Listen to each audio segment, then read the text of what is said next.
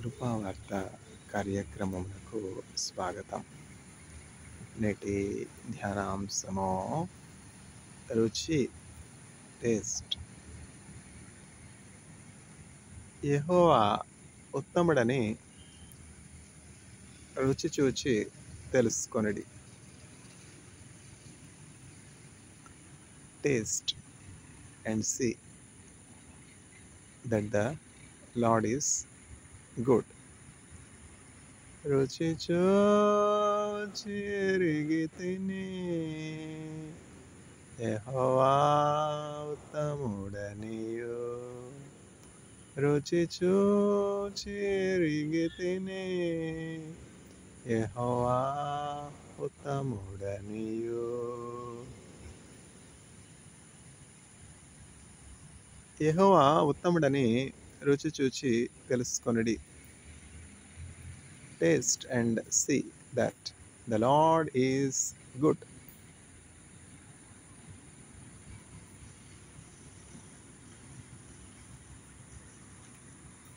ద్రాక్షారసధారల కన్నమరి, ద్రాక్షారసధారల కన్నమరి, నీ ప్రేమ ఎంతో అతి మధురం. నీ జల్దరు వృక్షపు నీడలలో నేనానంద భరితుడనైతేని, నేనానంద భరితుడనైతేని. పలురక్కసి వృక్షపు గాయములు, పలురక్కసి వృక్షపు గాయములు, ప్రేమహస్తములతో తాకు ప్రభో. ఉన్నత శిఖరములు దాటుచును, ఇదిగో అతడు చూచున్నాడు. నా హృదయపు తలుపులు తెరచుకొని నా ప్రియుని కొరకు కనిపెట్టుదును. ఓ ప్రియుడా, నాతి సుందరుడా, ధవళావర్ణుడా, నాకతి ప్రియుడా. ద్రాక్షారసధారల కన్నమరి, నీ ప్రేమ ఎంతో అతి మధురం. నీ జల్దరు వృక్షపు నీడలలో నేనానంద భరితుడనైతేని, నేనానంద భరితుడనైతేని. పలురక్కసి వృక్షపు గాయములు, బలురక్కసి వృక్షపు గాయములు, ప్రేమహస్తములతో తాకు ప్రభు, ప్రేమహస్తములతో తాకు ప్రభు.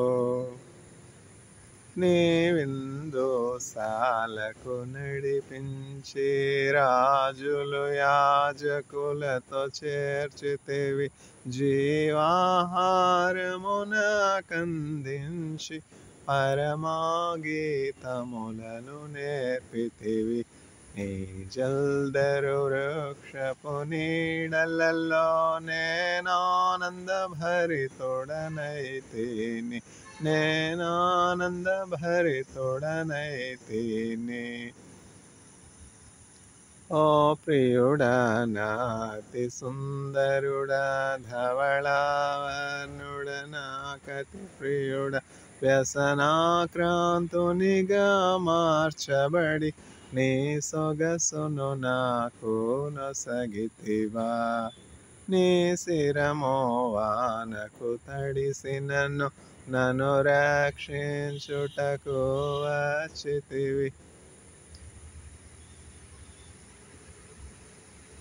నీ శిరము వానకు తడిసి నన్ను రక్షించుటకు వచ్చితివి. నా హృదయపు తలుపులు తెరచుకొని నా ప్రియుని కొరకు కనిపెట్టుదును. నీ జల్దరు వృక్షపు నీడలలో నేనానంద భరితోడనైతేనే. కొన్ని ఫలముల పేర్లు చెప్పుము, చెప్పండి అని ఒక క్లాస్లో, అంటే ఒక పాఠశాలలో తరగతిలో, క్లాస్ అంటే తరగతి కదా, ఆ తరగతిలో ఒక ఉపాధ్యాయురాలు టీచర్ గారు పిల్లల్ని అడిగితే పిల్లలు ఇట్లా మొదలుపెట్టారు: మామిడి పండ్లు, జామ పండ్లు, ద్రాక్ష పండ్లు, అనాస పండు, యాపిల్, ఇంకా Jack fruit.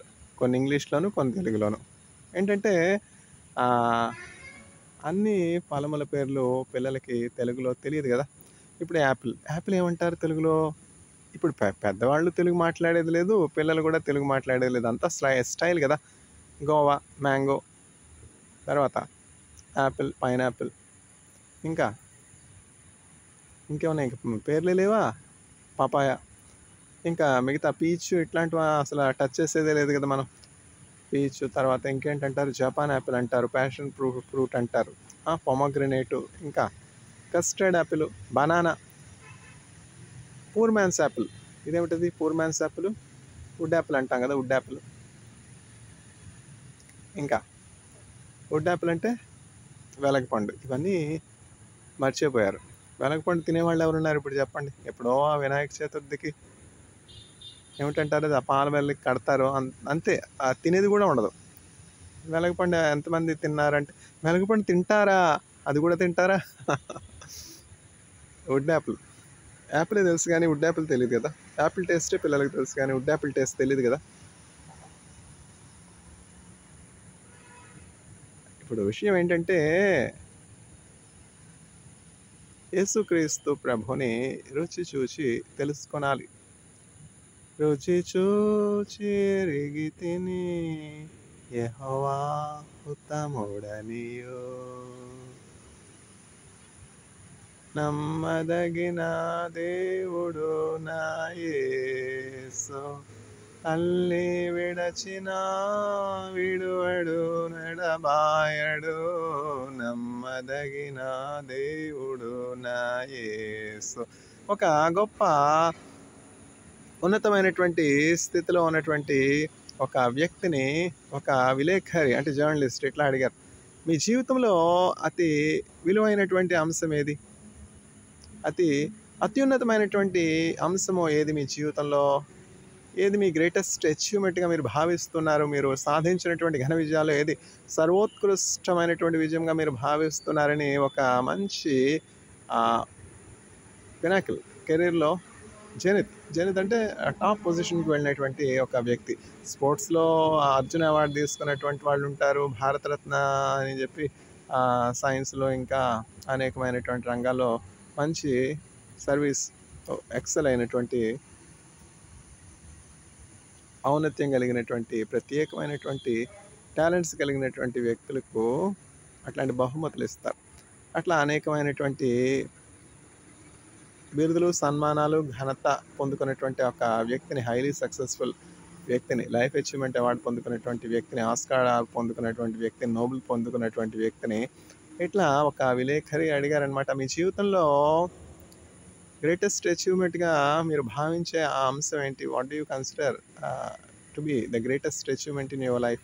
You have been a recipient of a Nobel Prize, you have been a recipient of so many great world-renowned rewards and awards, and you are a recognized, world-recognized, very well-known, familiar person, very famous person. So, what do you consider to be your greatest achievement? In all humility, that particular person answers: the greatest thing in all my life is to know Jesus. The greatest thing in all my life is knowing you. యేసు లేని వారంతా ఏమి లేని వారెరా, క్రీస్తు లేని వారంతా కలిమి లేని వారెరా, పేదరికం పరలోకమురా సోదర. చూసారా, యేసుక్రీస్తు ప్రభు లేనటువంటి వారు ఏమి లేనటువంటి వారు అనమాట. ఏమి లేనటువంటి నిరుపేదలు ఉన్నారు కదా, వాళ్ళతో సమానం. కాబట్టి యేసుక్రీస్తు ప్రభును కలిగినటువంటి వారు, కలిమి కలిగినటువంటి వారు, యేసుక్రీస్తు ప్రభువును కలిగినటువంటి వారు ఐశ్వర్యము కలిగినటువంటి వారు యేసుక్రీస్తు ప్రభువును కలిగినటువంటి వారు, నీతి కలిగినటువంటి వారు యేసుక్రీస్తు ప్రభువును కలిగినటువంటి వారు, నిత్య జీవము కలిగినటువంటి వారు యేసుక్రీస్తు ప్రభువును కలిగినటువంటి వారు, దేవుని కలిగినటువంటి వారు. ఎగ్జాగరేషన్గా ఉన్నదే, ఎంతో వింతగా ఉన్నది. ఏంటి యేసుక్రీస్తు ప్రభువు నామంలో ఆ వింత ఏమిటి, ఆ ప్రత్యేకత ఏమిటి? వేరు ప్రియుని కన్నా నీ ప్రియుని యొక్క విశేషమేమి? సౌందర్యవతి, షులమితి వేరు ప్రియుని కన్నా నీ ప్రియుని యొక్క వైవిధ్యం ఏమిటి, విశేషం ఏమిటి? అనేక నామాలు ఉన్నాయి కదా ఆరాధనకు. అయితే యేసుక్రీస్తు ప్రభువులోని ఔన్నత్యం ఏంటి, ప్రత్యేకత ఏంటి? అన్ని నామముల కన్న మిన్నైనది యేసునామము, యేసునామము జయం జయమో, సాతాను శక్తుల్ లయం లయమో, హల్లెలూయా హోసన్నా హల్లెలూయా హల్లెలూయా ఆమేన్. మిగతా అన్ని నామములు మానవుల చేత సృజించబడినటువంటి నామములు, మానవుల చేత హెచ్చింపబడినటువంటి నామములు, మానవుల చేత ఘనపరచబడినటువంటి నామములు, పితృపారంపర్యమైనటువంటి వ్యర్థ ప్రవర్తన చేత, ఆచారముల చేత కల్పింపబడినటువంటి గాథలు. అయితే యేసుక్రీస్తు ప్రభు నామము సత్యమైనటువంటి నామము. సత్యం అనగానేమి? యేసుక్రీస్తు ప్రభువే సత్యము. తానే మార్గమును సత్యమును జీవమును, చిక్కులు వచ్చిన చింతింపకు, యేసుని ఎరుగాక పరుగెడకు, వేసారిపోకుమా, ప్రభువచ్చట నినుగాంచును, వేసారిపోకుమా, ప్రభువచ్చట నినుగాంచును. షులమితి ప్రియ సంఘమా. షులమితి అంటే సంఘం, చర్చ్ అంటాం కదా. హిబ్రూ భాషలో షులమితి అంటారు. షులమితి, షులమైట్, ఇదొకటి.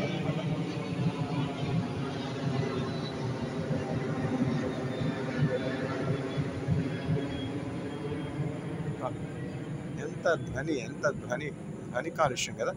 ఈ ధ్వని కాలుష్యం మాత్రమే కాదు, ఈ విమానాల వల్ల ప్రాబ్లం ఏంటంటే, ఇవేంటంటే అట్మాస్ఫియర్లో నుంచి ఆ ఓజోన్ పొర ఉంది కదా, ఓజోన్ లేయర్కి చిల్లులు పడేలాగా చేస్తూ ఉన్నాయి అనమాట. ఈ ఓజోన్స్, ఈ ఫ్లైట్స్, ఎయిర్ కండిషనర్స్ ఇవన్నీ ఏం చేస్తూ ఉన్నాయంటే, they are extensively using halogenated compounds అనమాట. ఈ కెమికల్స్, ఈ హాలోజినేటెడ్ కాంపౌండ్స్ అంటే ఏమంటాం, గ్రూప్ 6 ఎలిమెంట్స్ ఉన్నాయి కదా. గ్రూప్ 6 ఎలిమెంట్స్ అంటే ఏమిటంటే ఏమిటది?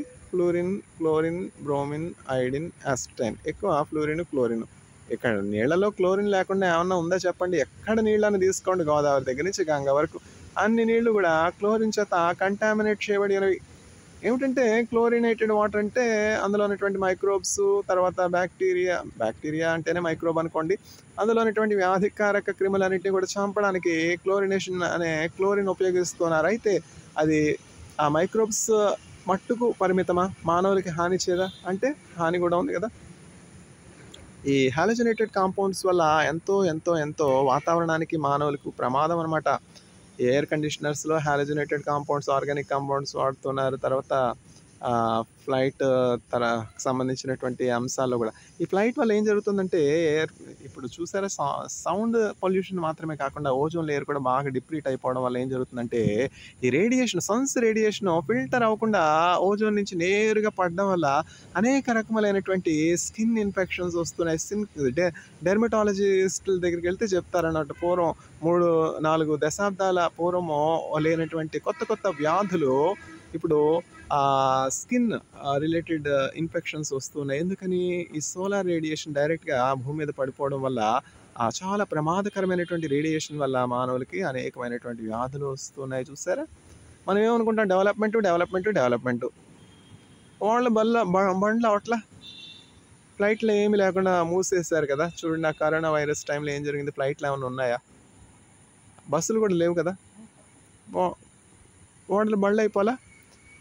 అందువల్ల మనం జాగ్రత్తగా ఉండాలి. మానవుల చేత ఏమి సృజించబడినా కూడా దానికి ఎప్పుడు కూడా సైడ్ ఎఫెక్ట్స్ ఉంటాయి, పాజిటివ్ నెగిటివ్ రెండు ఉంటాయి. అందుకనే దేవుడు ముందే చెప్పాడు కదా, మీరు ఈ ఫలవృక్షము, ఈ వృక్ష ఫలమును, ఫలవృక్షం కాదు, ఫలవృక్షమా వృక్ష ఫలమా రెండు ఒకటే మనకి, అంతే కదా. ఫలవృక్షమా వృక్ష ఫలమా? వృక్ష ఫలం. ఈ వృక్ష ఫలమును మీరు తినిన దినమున చచ్చెదరు. దేవుని మాట ఎన్నడూ కూడా మారిపోదు. ఈ ఫలమును మీరు భుజించినట్లయితే మీరు చనిపోతారు అని దేవుడు ముందుగా చెప్పినట్లు మానవులందరూ కూడా చనిపోతున్నారు. తర్వాత ఏంటంటే ఆ చెట్టు యొక్క ప్రత్యేకత ఏమిటంటే మంచి చెడుల జ్ఞానము. మానవులు ఏం చేసినా కూడా కేవలం మంచే వస్తుందా చెప్పండి? లేదు కదా! దానివల్ల చెడు కూడా వస్తా ఉంది కదా! ఇప్పుడు 50 సంవత్సరాల క్రితం పాలిఇథిలీన్ బ్యాగ్స్ అని కనిపెట్టారు. పాలిమర్ కెమిస్ట్రీని కనిపెట్టారు. పాలిమర్స్ అని కనిపెట్టారు. అప్పుడంతా చంకలు గుద్దుకున్నారు. ఎక్కడికి వెళ్ళినా ఏ షాప్‌కి వెళ్ళినా చక్కగా పాలిథిలిన్ బ్యాగ్స్ ఇచ్చేస్తున్నారు. ఫ్రీగా ఇచ్చేస్తున్నారే. ఫ్రీగా వస్తుందని విషయం తింటామా? పాలిథిలిన్ బ్యాగ్స్ ఇస్తున్నారు, ప్లాస్టిక్ బ్యాగ్స్ ఇస్తున్నారని చంకలు గుద్దుకుని వాడుకున్నారు. ఏం జరిగింది 50 సంవత్సరాల తర్వాత కానీ తెలీలా. ఆ 50 సంవత్సరాలు వాడినటువంటి ఆ బ్యాగ్స్ అన్నీ కూడా భూలోకమును కంటామినేట్ చేసేసాయి. భూమినే కాదు, తర్వాత ఓషనిక్ వాటర్స్ అన్నీ కూడా ఈ ప్లాస్టిక్స్, మైక్రో ప్లాస్టిక్స్ అయిపోయి, మైక్రో ప్లాస్టిక్స్, నానో ప్లాస్టిక్స్ అయిపోయి అక్వాటిక్ సిస్టమ్ ఎంతగానో ఎఫెక్ట్ అయిపోతున్నది. తర్వాత గ్లోబల్ వార్మింగ్ కూడా ఇవి ఎంతగానో కంట్రిబ్యూట్ చేస్తున్నాయి. ఎంతో పొల్యూషన్ చూసారా? మానవుల యొక్క జ్ఞానం ఎట్లా ఉంటుంది? మిడిమిడి జ్ఞానం అనమాట. మంచి ఉంటుంది, చెడు కూడా ఉంటుంది. అందుకని దేవుడు చెప్పాడు కదా, ఈ వృక్ష ఫలమును మంచి చెడుల జ్ఞానం ఇచ్చేటువంటి వృక్ష ఫలమును మీరు తినని దినమ చచ్చెదరు. దేవుని వాక్యం మనం ఎంతగానో తెలుసుకొనవలసినటువంటి వారమై ఉన్నాం. దేవుని వాక్యం తెలుసుకున్నటువంటి వారు గొప్పవారు కారు. మాలాగా చక్కగా దేవుని వాక్యాన్ని బోధించేవారు గొప్పవారు కారు. దేవుని వాక్యాన్ని ఎంతోమంది బోధిస్తున్నారు. నేనే బోధించాలా? విద్య లేని పామరులు కూడా బోధిస్తూ ఉన్నారు. అయితే దేవుని వాక్యాన్ని బోధించినటువంటి వారు గొప్పవారు కారు. ఎవరు గొప్పవారు? స్త్రీలు కనినటువంటి వారిలో బాప్తిజం ఇచ్చి యోహాను అంటే మనుష్యుడు పుట్టి ఉండలేదు. యోహాను కంటే గొప్ప మనుష్యుడు పుట్టి ఉండలేదు. స్త్రీలు కనినటువంటి వారు. స్త్రీలు కనుక పురుషులు కంటారా ఏంటి? ఇప్పుడే ఉందిలేండి. స్త్రీలకి పురుషులకి వ్యత్యాసమే లేదుగా. ఏం కావాలన్నా చేయొచ్చు. సైన్స్ టెక్నాలజీ అంతగా డెవలప్ అయిపోయింది కదా. ఇప్పుడు లేడీస్లో ఉన్నటువంటి హార్మోన్స్ కొరకు జెంట్స్ టెస్ట్ చేయించుకుంటున్నారు. జెంట్స్లో ఉన్నటువంటి టెస్టోస్టెరాన్ కొరకు లేడీస్ టెస్ట్ చేయించుకుంటున్నారు. ఇప్పుడు ఒక డాక్టర్ గారు కొన్ని టెస్ట్లు ఇచ్చారంట. ఆ డాక్టర్ గారు ఇచ్చిన టెస్ట్లేనేంటి, నేను ఇది కూడా చేయించుకుంటానని చెప్పి ఈవిడ వెళ్ళి టెస్టోస్టెరాన్‌కి టెస్ట్ చేయించుకుందంట. అమ్మ నీకు ఏది అవసరమో అది నేను చెప్పాను కదమ్మా, ఇవన్నీ కూడా నీకెందుకమ్మా, ఇది జెంట్స్ కొరకు టెస్ట్ అమ్మా అని చెప్పి మళ్ళీ డాక్టర్ గారు చెప్పాలి. డబ్బు ఉంది కదా అని చెప్పి అన్నీ చేయించుకుంటాను, నాకు పూర్తి వివరం కావాలి, నా పూర్తి హెల్త్ డీటెయిల్స్ కావాలని చెప్పి, ఇదే బుద్ధిహీనత అంటే. డాక్టర్ గారు చెప్పింది చేస్తే సరిపోతుంది కదా, యేసయ్య చెప్పింది చేస్తే చాలు కదా మనకి.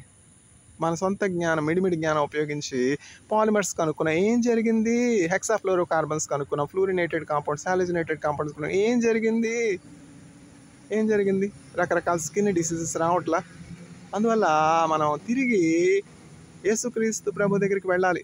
మీరు నా యొద్దకు మరలుకొని రండి, మరలి రండి దైవ జనమా. ఇది నేను పాడితే బాగోదు, రంజిత్ ఓఫీర్ గారే పాడాలి. చక్కగా పాడతారు రంజిత్ ఓఫీర్ గారు. ఎక్కడో హైదరాబాద్లో ఉన్నారు, ఆయన ఇక్కడికి రప్పించగలం మనం. మరలి రండి దైవ జనమా, ప్రభుని పిలుపిదే, మరలి రండి. ఉద్యమకై మొరపెట్టడానికి మరలా రండి. కూలిపోయిన మన బ్రతుకుల బలిపీఠములే కటగరండి. రంజిత్ ఓఫీర్ గారు చక్కగా పాడతారు. ఒక్కొక్కరికి ఒక్కొక్క తలాంతు దేవుడు ఇచ్చారు. రంజిత్ ఓఫీర్ గారు పాడారని నేను పాడకుండా ఉంటే అదెట్లా? దేవుడు ఆయనకి ఇచ్చినటువంటి తలాంతు ఆయనకి ఇచ్చాడు. ఆయన స్వరం వేరు, నా స్వరం వేరు, అంతే కదా. నా స్వరంలో పడితే అది ఒరిజినల్ అయిపోలా, వాయిస్ వేరు కదా, అది నేను పేటెంట్ చేసుకోవచ్చు. అది నా వాయిస్, ఆయన వాయిస్ వేరు, నా వాయిస్ వేరు. అదే దేవుడు నాకు ఇచ్చినటువంటి ప్రత్యేకత. నేను ఎట్లా అంటే నేను డిఫరెంట్. రంజిత్ ఓఫీర్ గారు పాడినట్టు నేను పాడన అవసరం లేదు, నేను డిఫరెంట్గా పాడతాను. భాషానువాదం కాదు, భావానువాదం కావాలి. భావం అర్థమైతే చాలు. ఆయన పాడినట్లుగా రాగం తాళం నాకు రాకపోయినా ఆ యేసుక్రీస్తు నందలి ఆరాధనా భావంతో పాడినప్పుడు దేవుడు వినువారికి ఆశీర్వాదకరంగా చేస్తారు. ఇప్పుడు ఏంటంటే ఒక సందర్భంలో ఒక కన్సర్ట్ జరిగింది. మ్యూజికల్ కన్సర్ట్ అంటే కచేరీ అంటాం కదా, తెలుగులో కచేరీ అంటాం. అట్లాంటి కచేరీ ఒకటి జరిగింది. అందులో గొప్ప గొప్ప గాయకులు అందరూ కూడా వచ్చారు. చంకలు గుద్దుకుంటా చేస్తారు కదా, 10,000 మంది ఒక్కసారి విద్వాంసులు అందరూ కూడి కచేరీలు చేస్తారు. గోష్ఠి చేశారు. ఏం కాల, వచ్చిన వాళ్ళందరూ వచ్చినట్టే వెళ్ళిపోయారు. వస్తున్నారు వెళ్తున్నారు. కచేరీ జరుగుతూనే ఉంది, బాదుకుంటూనే ఉన్నారు, ఏం జరగల. ఇవన్నీ అయిపోయినాక ఏం జరిగింది? ఒక వృద్ధుడు స్వరంలో ఏమీ మాధుర్యం లేదు, ఏమీ ఆకర్షణ లేదు. అయితే వృద్ధుడు గొప్ప ప్రార్థనాపరుడిగా ఉన్నాడు. యేసుక్రీస్తు ప్రభుని అనుభవపూర్వకంగా ఎరిగినటువంటి వానిగా ఉన్నాడు. ఆయన ఒక చక్కని కీర్తన పాడాడు. యెహోవా నా కాపరి, యెహోవా నా ఊపిరి, నాకు లేమి కలుగదు. లోయలలో లోతులలో యెహోవా నా కాపరి, సముద్రములో సంద్రములో యేసయ్య నా ఊపిరి. యెహోవా నా కాపరి, యెహోవా నా కాపరి, నాకు లేమి కలుగదు. పచ్చిక గల చోట్ల నన్ను పరుండజేయును,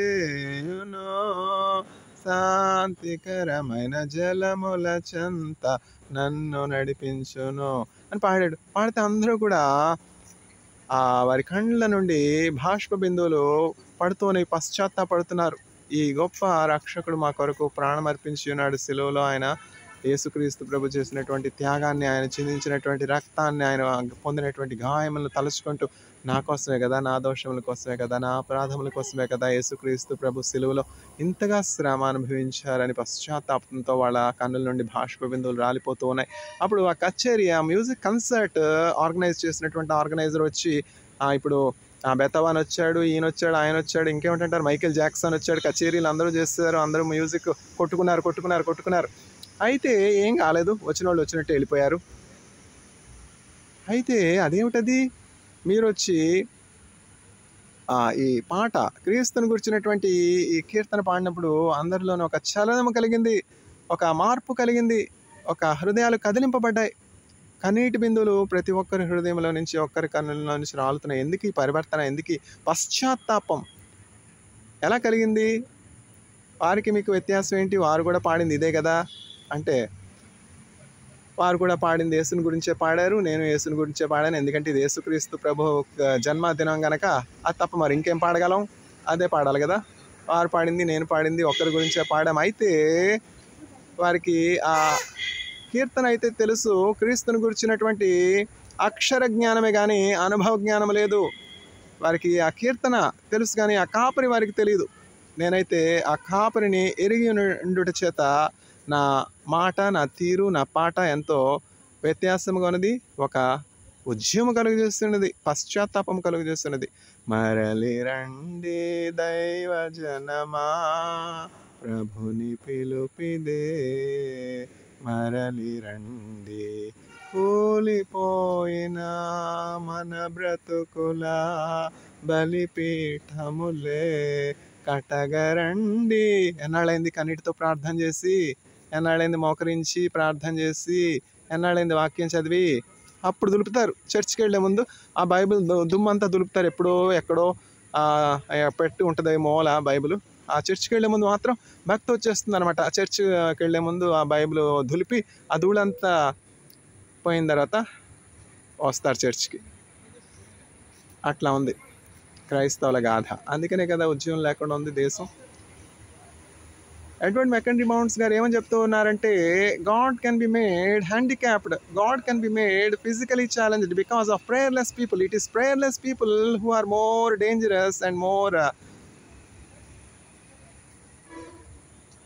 greater enemies to the cross, because a prayerless Christian is tying up the hands of God and making God not to act. God can be made handicapped, God can be made helpless, God can be made not to do help to the needy because of prayerless Christians. ఇది నా మాటలు కాదండి, నన్ను ఎందుకు అనుకోవడం. నేను చెప్పలేదు, ఇవన్నీ నా మాటలు కాదు. ఎడ్వర్డ్ మెకండీ మౌంట్స్ అనే గొప్ప దైవజనులు మెథడిస్ట్ చర్చ్ మీద అధికారం కలిగి ఒక 3 దశాబ్దాలు పాస్టర్గా ఉన్నటువంటి పాస్టోరల్ కేర్ అంటే చర్చికి చూపించినటువంటి దైవజనుడు చెప్తున్నాడు, యేసుక్రీస్తు ప్రభు చేతులు పని చేయకుండా చేసే మనుష్యులు ఉన్నారు. వారు ఎవరంటే ప్రార్థించినటువంటి క్రైస్తవులు. దుమ్ము దులుపుకుంటారు, ఆదివారం దుమ్ము దులుపుకుని చర్చికి వెళ్తారు. ఏమిటి దులుపుకునేది? బైబిల్ మీద ఉన్న డస్ట్. అదేమిటది? బైబిల్ మిగతా రోజులు తెరవరు. అదేంటిది? మిగతా రోజు మోకరించి ప్రార్థన చేయరు. These are strangers to their prayer closet. These are the people who have let grass grow between their prayer closet and the pulpit. Pastor గారు కదా ప్రార్థన చేయాలి, మేమెందుకు ప్రార్థన చేయాలి? These are the people that are letting the grass to grow between their prayer closet and pulpit. ఇవి నా సొంత మాటలు కాదులేండి. I have borrowed these words from Edward McKendree Bounds. నన్ను ఎందుకు అనుకోవడం? మమ్మల్ని అంటున్నారు ఈయన. తెలిసింది కదా, దిద్దుకో. May God grant the audience grace to taste and see that the Lord Jesus Christ is the source of life. Amen.